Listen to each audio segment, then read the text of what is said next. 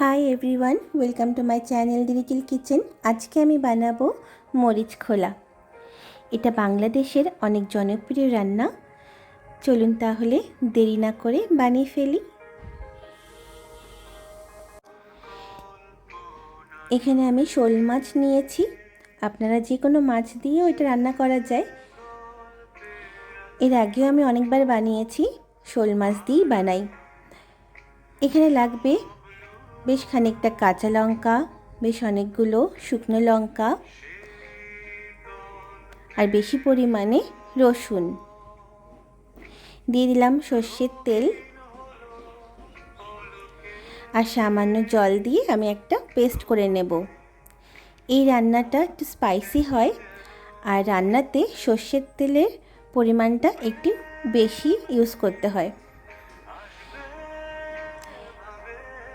Add করলাম লবণ, হলুদ আর যে পেস্ট করলাম সেই পেস্টটা দিয়ে দিলাম। পেঁয়াজ লাগবে, আবারও রসুন কুচি লাগবে। পেঁয়াজ এখানে আমি 4 থেকে 5টা ইউজ করেছি, একটু বেশি পরিমাণে, কারণ এখানে কোনো জল ইউজ করা হবে না। পেঁয়াজ দিয়ে রান্নাটা গ্রেভিটা হবে। রসুন কুচি দিয়ে দিলাম, কাশ্মীরি শুকনো লঙ্কার গুঁড়ো দিলাম, জিরে গুঁড়ো দিলাম, আর একটু সামান্য জিরে গুঁড়ো অ্যাড করব। এবার বেশ খানিকটা সর্ষের তেল।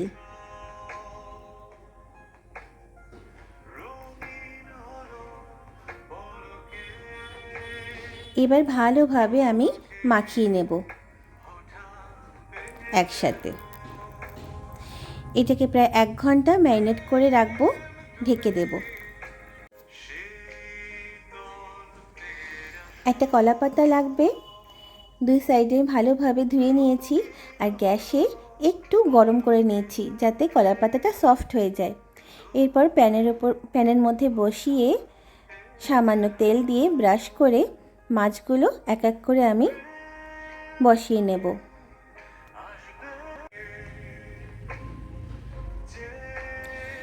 এবার ওপর থেকে বেশ খানিকটা আবারও সর্ষের তেল আমি দিয়ে দেব, যাতে তলায় কলা পাতার সাথে মাছগুলো লেগে না যায়। আপনারা যদি তেল কম দেন তাহলে কিন্তু মাছগুলো কলা পাতার সাথে লেগে যাবে। এই জন্যই সর্ষের তেলটা একটু বেশি পরিমাণে ইউজ করব। ওপর থেকে কাঁচা লঙ্কা চিড়ে দিয়ে দিলাম। এবারে আমি আরও একটা কলা পাতা ওপর থেকে ঢেকে এবার গ্যাসের ওপর আমি বসিয়ে দিয়েছি, গ্যাস অন করে দিয়েছি।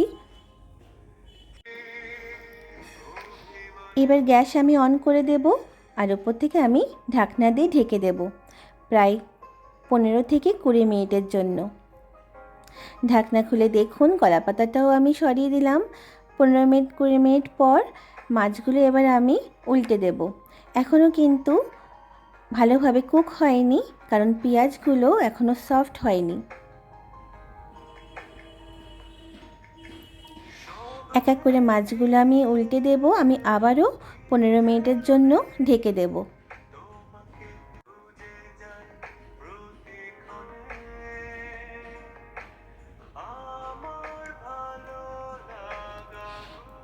এবার দেখুন 15 মিনিট পর রান্না একদম কমপ্লিট। খুব সুন্দর গন্ধ বেরিয়েছে।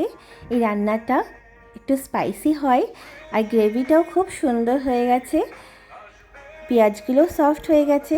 আপনারা অবশ্যই বানিয়ে খাবেন এইভাবে। কমেন্ট করে জানাবেন কেমন লাগলো। মরিচ খোলা রেডি। গরম গরম ভাতের সাথে অসাধারণ লাগে। এর আগে আমি অনেকবার বানিয়ে খেয়েছি। ভালো লাগলে কমেন্ট করে জানাবেন, লাইক অ্যান্ড সাবস্ক্রাইব করে দেবেন। সবাই ভালো থাকবেন, টাটা।